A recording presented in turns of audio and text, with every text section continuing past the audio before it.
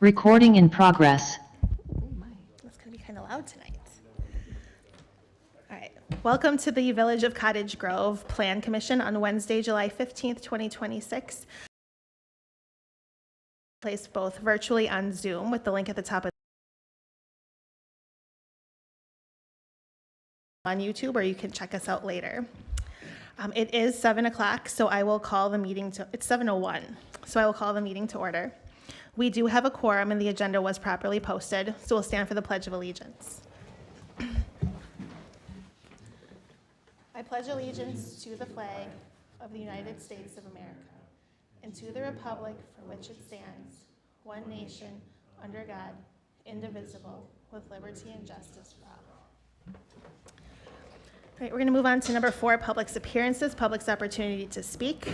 We ask that you state your name, your address, and limit your comments to no more than 3 minutes. We'll start with individuals in the room and then move to anyone who's on Zoom that wishes to speak. If you are here for the public hearing regarding the proposed data center moratorium, you can hold your comments until that time. So if there's anyone in the room that would like to speak.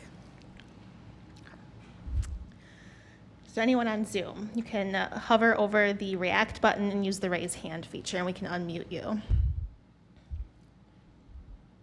All right, seeing no one for public comments, we're going to move on to number 5, discuss and consider the minutes from the Plan Commission meeting on June 10th, 2026. Make a motion to approve the minutes as presented. Second. Motion by Heidi, second by Jared. Any other discussion or comments on the meeting minutes? All those in favor? Aye. Aye. Opposed? Abstain? Motion carries.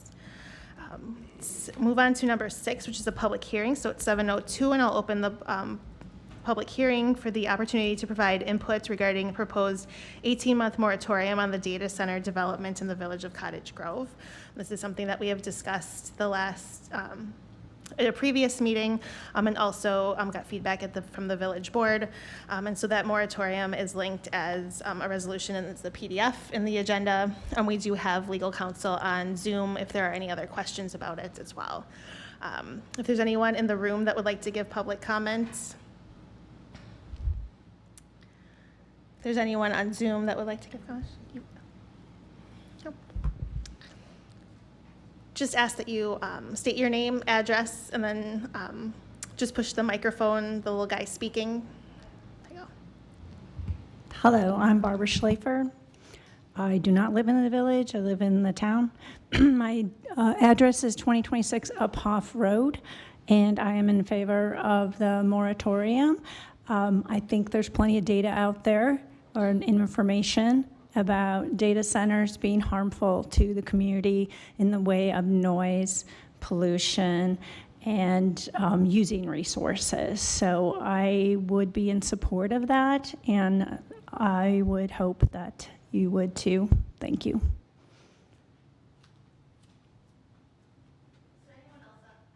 Is there anyone else online that would like to give public comments? Aaron, do you have any comments for this during the public hearing portion? I don't think so. I think as Barbara said, there are a lot of potential impacts with these kinds of projects. They're all at all kinds of scales. Our zoning ordinance doesn't really anticipate this kind of project. It's a fairly new development type. So a lot of communities are doing moratoriums like this to give them time to again, do a little more research and figure out how we would want to amend our ordinance. So, Dane County has done one for the rural areas in the county. Madison's done one. I think there's other communities looking at it as well. So. All right, it's 7:05, so I'll close the public hearing. I'll move on to number 7, discuss and consider the proposed 18-month moratorium on data center development in the Village of Cottage Grove. Open it up to comments from the commission. Just regarding the 18 months, when I was looking at maybe this is a question for the attorneys, the state statute, I thought I had read that we would be limited to 12 months, but then it could be extended for 6 months at a later point. Do those have to happen concurrently, or can we do 18 months right out the gate? Yeah, we do have Bill online from Axley.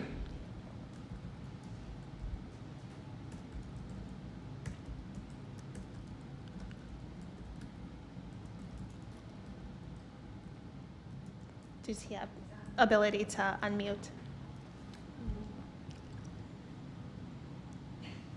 We can't hear you. Oh. We have to give permission. Oh, okay.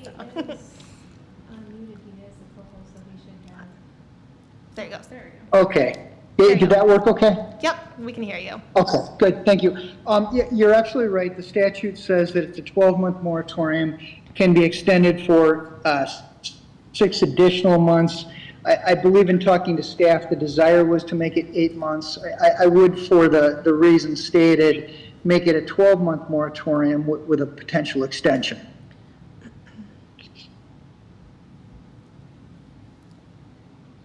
Yeah, thank you. Nothing further from me. I drove by the Beaver Dam site, and I want to go and get a closer look. I'll be going back and forth that way, but it's pretty big, and there's a lot of cooling towers. There'll be a lot of fan noise, and there will be some water usage, definitely, but I'm curious to see how that whole project shakes out, you know, once it gets up and operating. But I certainly wouldn't want it near, it's not near any residential. It's kind of a little bit out on the edge of where they've done a business park. But yeah, I certainly wouldn't want it anywhere near a residential area. I know there's going to be noise for sure. Yeah. Other comments from the commission? I did just have a basic question.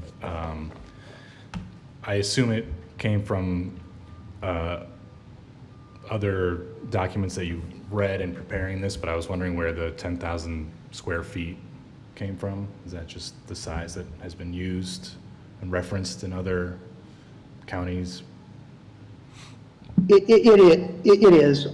There's no requirement at all that you exempt that. The thought in other communities that have considered it was, given the broad definition of data center, if you look at section 7 of the proposed ordinance, it defines data center, which is fairly broadly worded. And the concern was that you could have industries, commercial businesses that could have in-house sort of computer IT service areas that could meet the definition of a data center. And they didn't want to catch those within the moratorium.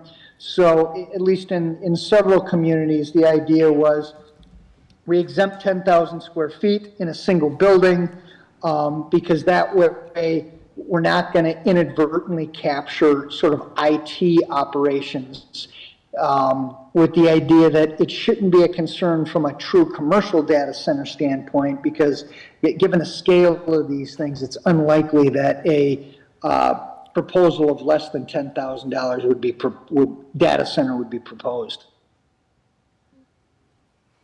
But that's solely within your discretion. You could eliminate that. You could change the 10,000 square feet to less or to more. Okay, thank you. Is there appetite from the commission to amend that or remove the square footage?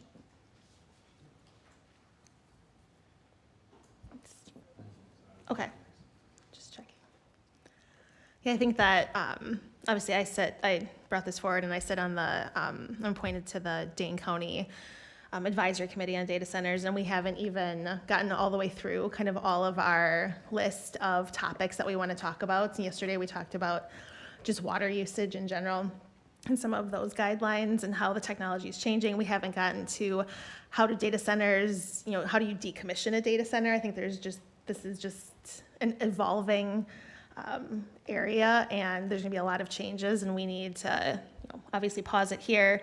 Nothing's in the pipelines right now, but if one were to come before us, we want to be prepared enough. And I think once we finish doing all of our research at the county level, we're going to come up with guidelines, and then we can take those guidelines, and then we're going to have a discussion here about what we would want to change or include in our comp plan or in our zoning ordinances and that kind of thing. So just being proactive on it. Any other comments about the moratorium? Considering the legal advice, I would make the motion to approve the ordinance with the modification of the 18-month to 12-month moratorium on data centers. I guess a second, and then I have a follow-up question after saying that. I'll second. Okay. Motion by Heidi, second by Don. In the ordinance, should we name that with a potential 6-month extension, or we would just renew a 6-month extension? Yeah, you're fine without, you don't need to put that in the ordinance. The statute clearly allows for it, permits it. Okay, and so then in 12 months, we'll just revisit if we want to do an extension. Thank you. Correct. Okay. All right, there's a motion by second. Any other comments on this? Otherwise, all those in favor? Aye. Opposed? Abstain? Motion carries. All right, so we're going to move on to number 8, which is to discuss and consider a request from Newman Development for approval of a final plat for a 38-lot portion of Juniper Fields, a proposed 108-acre, 226-unit, single-family residential subdivision with the laundry list of attachments in the agenda. And I know we have representation from Newman Development on Zoom tonight. And then also Aaron can brief us on this. So I think we'll bring it up and let Ryan take over.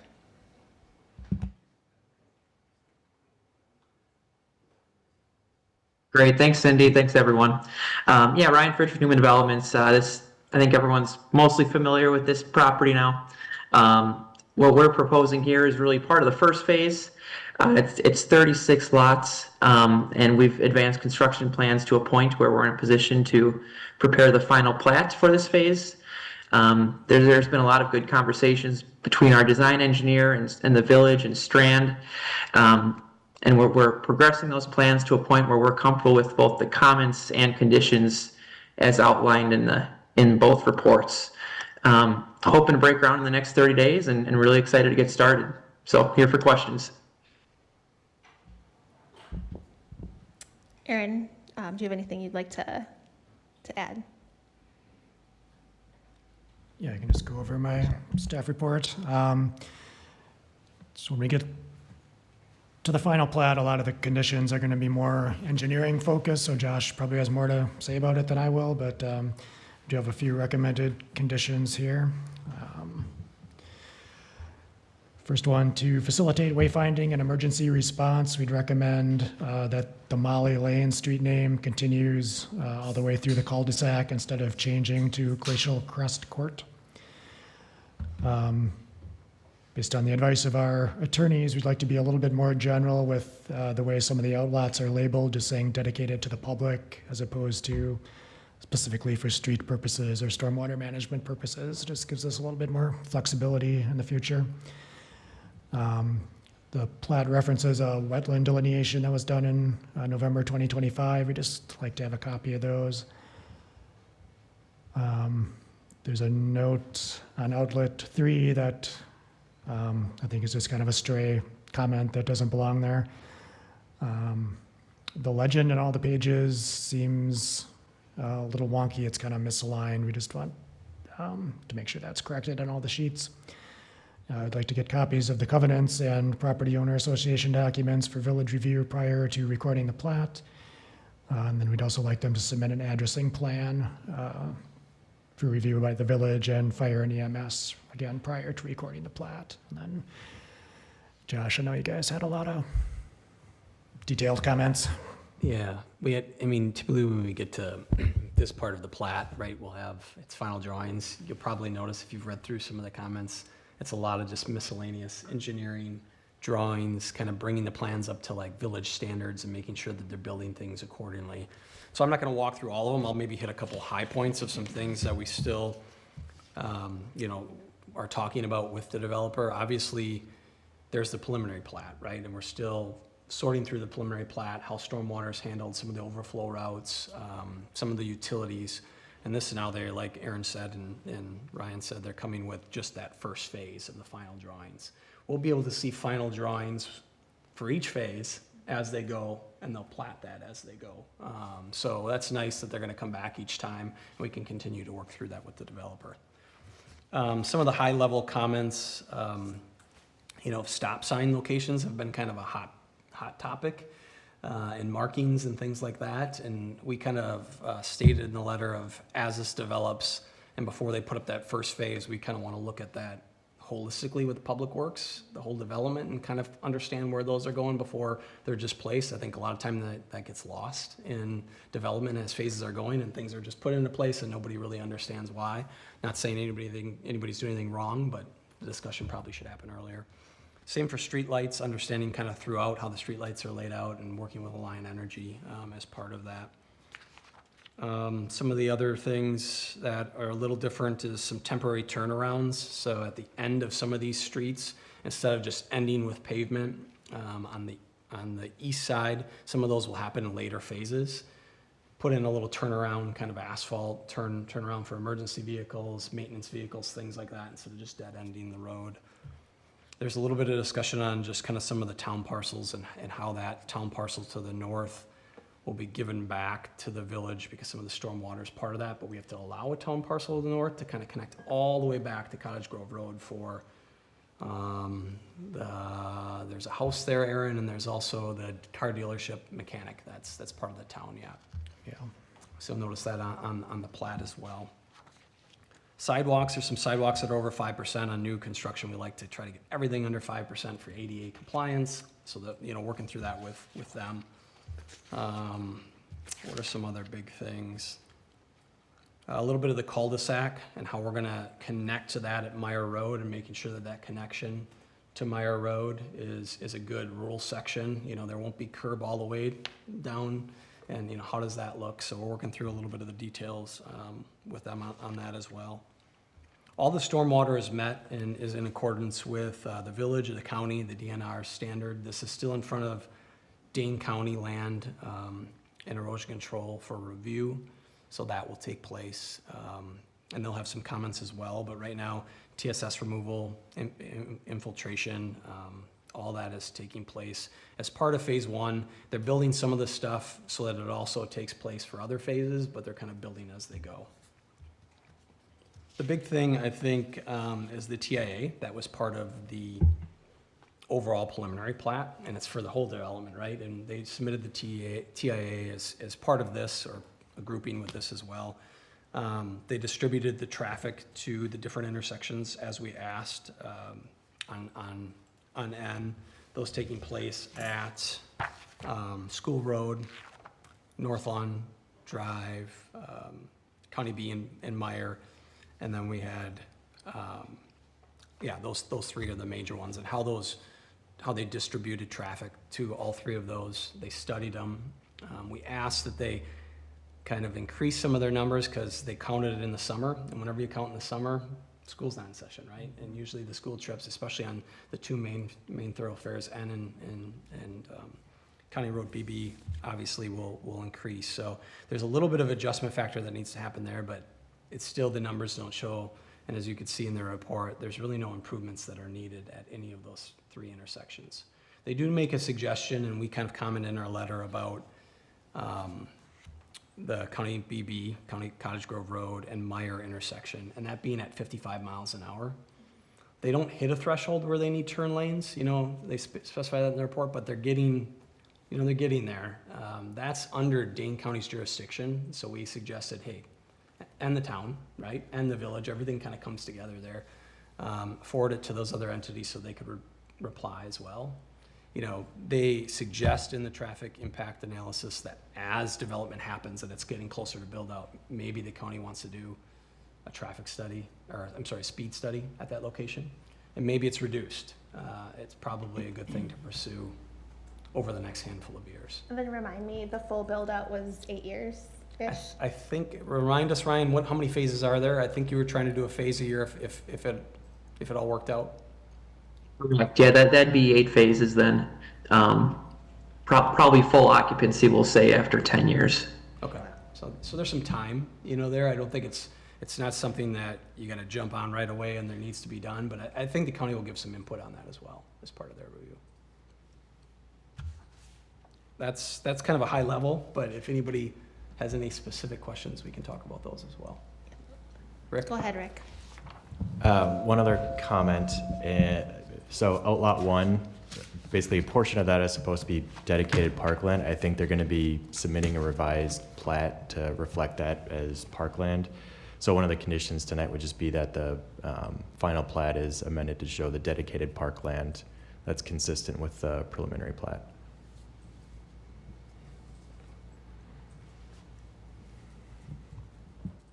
That will be part of this phase 1 plat then, is what you're anticipating, Rick?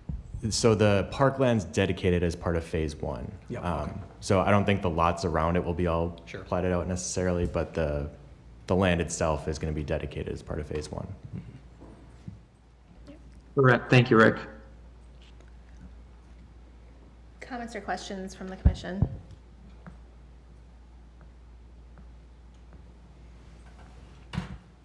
I guess my comment isn't just in this part 1, but since we have the whole preliminary plat, I wanted to give you this comment now to kind of take forward as you prepare the next. So if we look at lots 8 through 13, kind of in the farthest southwestern portion. So the property right on the backyards there has a sidewalk that connects North Lawn Drive to Willow Run Park. And it might be a nice addition as you bring that area's final plat forward to have some kind of connector from Matt Pass that we can connect into that sidewalk so we can get people also over to Willow Run Park. So we have a nice little park connection made to get people they might just cut through a yard to get to the playground if it's not there. So that might be beneficial for those neighbors, if we aren't building out the playground yet, that they could get to the playground. So, as you prepare your final plat moving forward from this preliminary, you might want to consider adding that. I mean, people could go around up to North Lawn Drive and then take the sidewalk to the south, but some probably wouldn't do that. So it's just something to consider for the next version. Yeah, that's a great idea, and we definitely have the flexibility to accommodate that. One item that I brought up with Corey Ridge, and it never happened, was you have an airport right at the corner kind of the plat, and it's not really a high usage airport, but you do have the potential of having small planes flying over in a traffic pattern there. In the American Heritage subdivision, which adjoins the airport in the township, there's like a real simple 1 or 2 sentence thing. I was trying to find it, I couldn't find it. Basically, it's just making people aware that they live by an airport, and that as long as it's being operated within all the FAA rules and regulations, that they really can't really complain about it. Otherwise, you end up with like the town of Middleton, where it's just, if anyone's ever followed anything that's going on over there, it's beyond ridiculous. And it is completely beyond ridiculous, the stuff that's going on in the town against Maury Airport. So I guess I would have people advised up front that they're buying, and it's not a big deal, it's not a high usage. I happen to like airplane noise, but not everyone does. And then we did get Yeah, some, oh, sorry. Go ahead, Ryan. I was just gonna say, yeah, that's a good comment too. If not with sales documents, then I think even the protective covenants could include a disclosure piece or language along those lines. I can try to find that. I did find it for somebody actually in Florida. They were looking for language, and like I said, it's really simple. I just couldn't find where it's recorded in the American Heritage on their deeds. I just have to access it. There's Okay. not free access, but it's really simple. It's not you know, the couple sentences aren't controversial or anything, it's just really simple, so I'll see if I can find it and get it to Aaron, so. That would be great. Thank you. We did get some feedback from Alex, couldn't be here tonight, but I don't know, Ryan, if you want to maybe speak a little bit more about Meyer Road. And I know that you were at the town meeting last Monday and did a nice job kind of explaining the usage of that road, the use for construction, and then obviously there was the TIA that was sent over and it was in our packet tonight. But if you could just maybe talk a little bit about the use of that road and the repairs of that road, addressing some of those concerns. Yeah, so the traffic study assumes that approximately 40% of new trips generated will use Meyer Road. And what we've discussed with the town and proposed to their board is that essentially on a recurring basis, we would revisit the conditions of their portion of the road and make appropriate repairs at that time. So whether it's an annual or biannual basis, we know we're responsible for the majority of traffic on it, and there's documented conditions of it at this time. So we would just be looking to kind of proactively, recurringly address anything that's construction related in terms of damage. One other comment from the TIA was just the widening of Meyer Road too in the town's portion, for the shoulders at least, which we were in discussion with their DPW on. Yeah, thank you for that. Another question was about the traffic study and accounting for homes, but what about, obviously there's going to be, in future developments, the park is going to be developed, and does the traffic study ever consider usage of the park? At this point in time, do you think that would be enough to warrant potential changes? And I know, like you said, adjusting the numbers slightly for accounting for summer versus during the school year, but I don't think the park is completely programmed yet either, and so that would change. But that was one of the questions I just wanted to pass along. That's a good question, and I'd have to look back at the report. I don't know if they specifically put numbers to the park. I don't recall that. The only thing that I would say, or the thought that comes to my mind when we think about the park, is the park probably isn't programmed, and there probably isn't people in and out of the park at those peak periods. Mm-hmm. So if you go back, they're looking at the peak period, the peak hour period in the morning, and the peak hour period at night, and it's probably doesn't always coincide completely with those. Maybe more in the PM, sometimes in the AM, if there's some night stuff that people are going to practices or clubs and things like that. But a lot of times, some of that's happening off-peak more than it's happening on-peak. And I don't believe, or at least right now, and I know the park has to be planned, I don't believe that it's going to be a big space with a lot of use in the sense of just a ton of people going there programming-wise. At least it's what Sean and people are thinking right away. And I don't even think there was going to be a parking lot associated with it. Potentially a parking lot, but not very big. Yeah. Yeah, fairly small. More like community park, when you think about that sort of parking lot. So it's not something like Bakken or, that you're going to get major events or you're going to have a bunch of people to go to. So it doesn't seem like that would just trip the trigger and all of a sudden you'd have major problems at any intersections, no. Any other questions from the commission?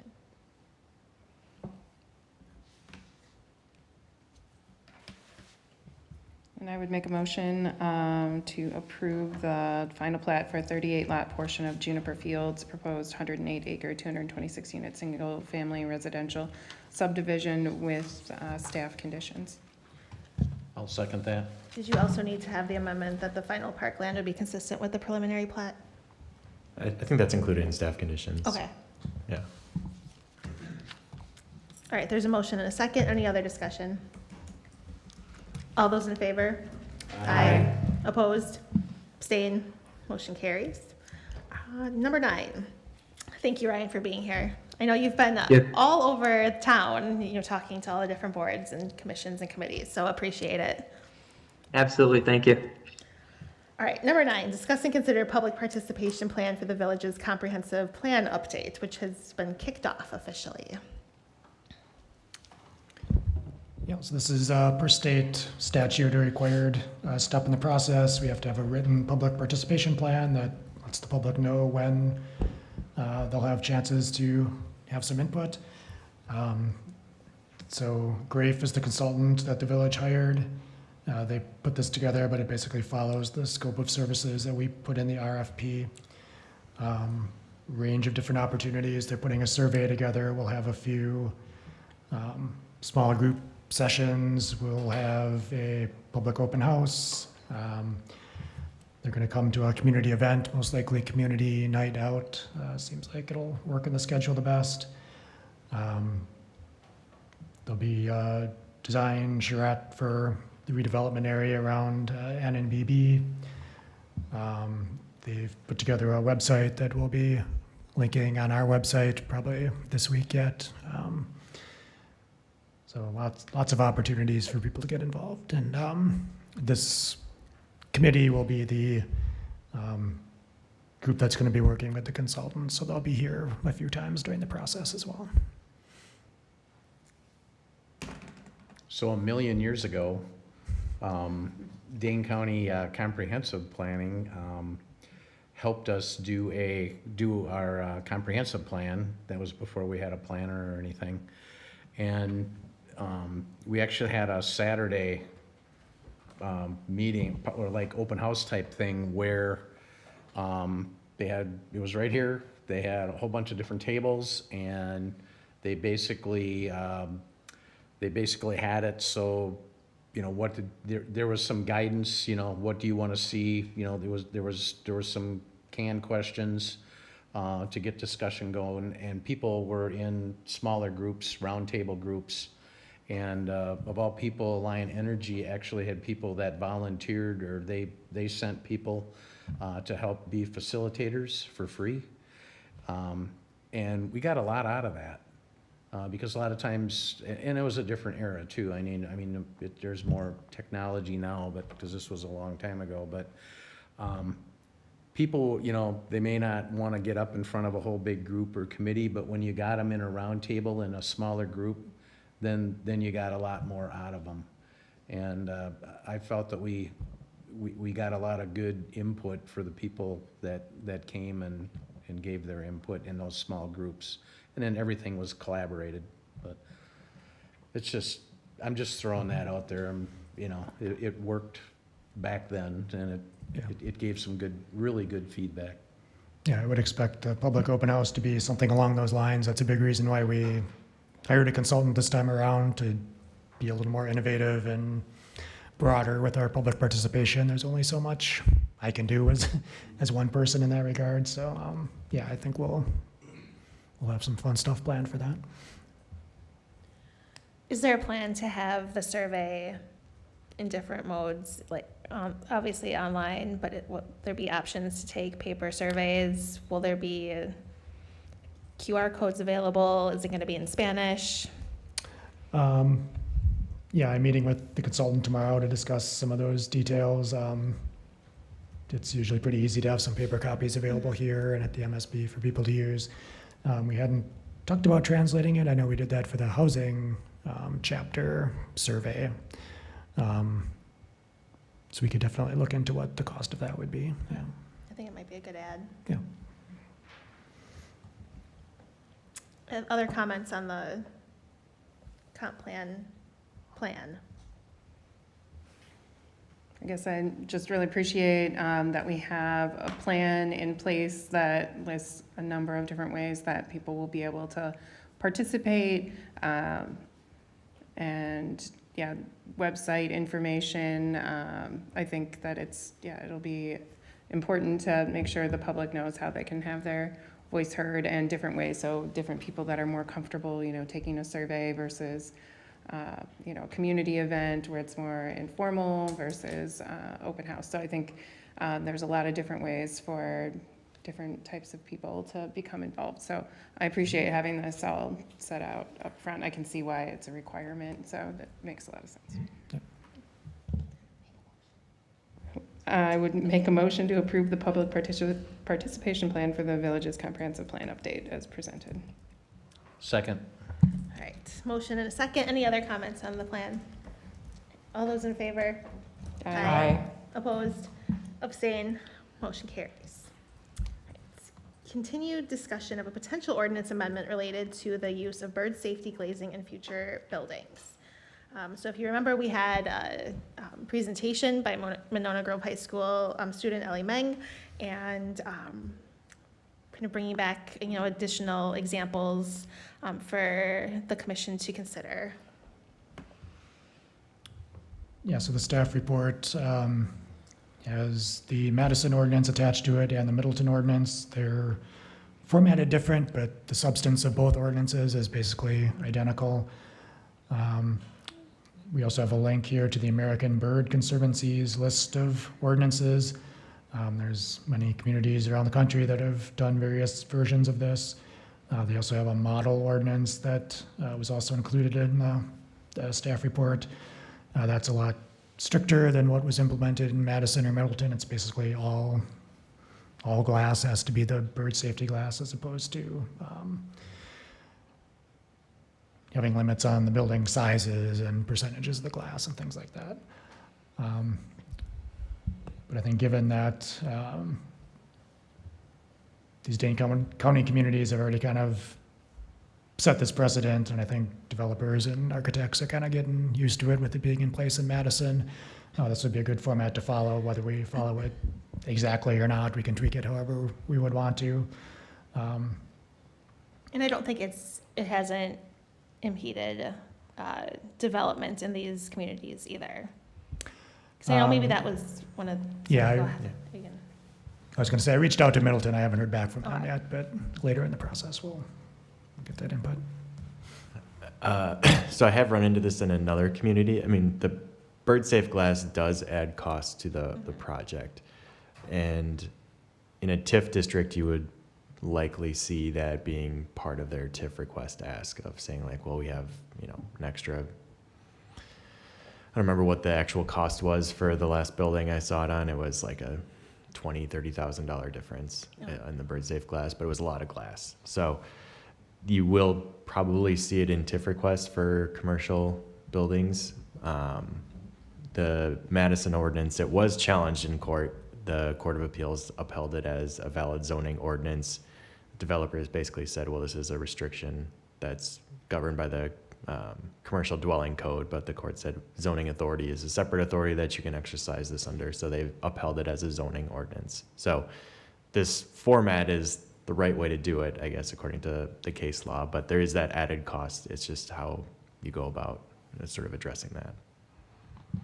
Yeah, I think what I'd recommend as a next step to kind of examine that a little more closely is take one or two example buildings that have been built in the village. Maybe could use the police station, we could use one of the recent commercial buildings and kind of see, well, if this ordinance was in place, how would that have affected that building? And maybe we can even ask one of the architects we work with, what they think the cost difference would have been on those. Yeah. I would agree with that. Yeah, I would agree. And then it sounds like you're waiting to hear back from Middleton also. So I value their feedback in the next step too. Yep. So I don't think we need to take any action on it. We'll just continue the conversation, maybe next plan commission. Yep, sounds good. And I know Ellie was online, so thank you for bringing this forward again, Ellie. All right. Yep, thank you. Future agenda items. We'll continue with the bird glass. Could be some stuff with the comp plan. We'll know a little bit more about that when I talk to the consultant tomorrow. I think Near and Far Brewery is planning to come in August. At least that's their tentative plan. Those are the ones I know about at this point. All right. How about number 12? Motion to adjourn. Too early to put stuff on the June 2027 agenda, so we can already have a note for ourselves to bring up the extension to the moratorium. Oh, Yeah, the extension is a moratorium. Yeah. well, yeah, stick that Flag on that date. a year from now. Sure, got it. Do you want to make a, do you want to second the Motion to the adjourn. motion to adjourn? I second the motion, Okay. which All right, it's non-debatable. All those in favor? Aye. We're adjourned. Thank you.